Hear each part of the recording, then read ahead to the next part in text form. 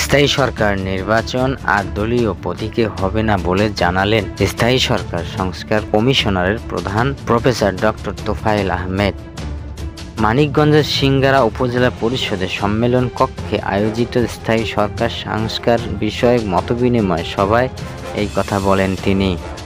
Doctor Tofail Ahmed বলেন, আমরা আমাদের অংশজনীয় সঙ্গে মতবিনিময় করে তাদের পরামর্শ দিয়েছি।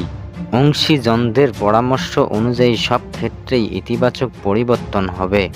অতীতের মতো দলীয় প্রতীকে আর স্থায়ী পর্যায়ে নির্বাচন হবে না।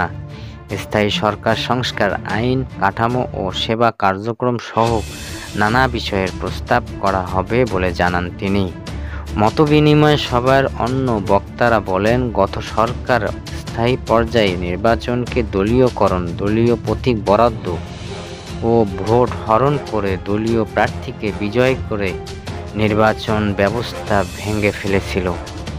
এই অবস্থা থেকে বেরিয়ে আসতে হবে, সুষ্ঠু নির্বাচন আয়োজন করতে হবে।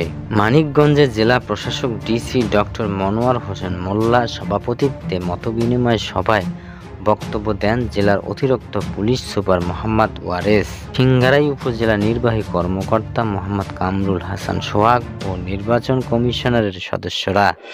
এতে আরও উপস্থিত ছিলেন স্থায়ী পর্যায়ে সাবেক জনপ্রতিনিধি, রাজনৈতিক দলের সদস্য সহ বিভিন্ন শ্রেণীর পেশার 103 জন প্রতিনিধি।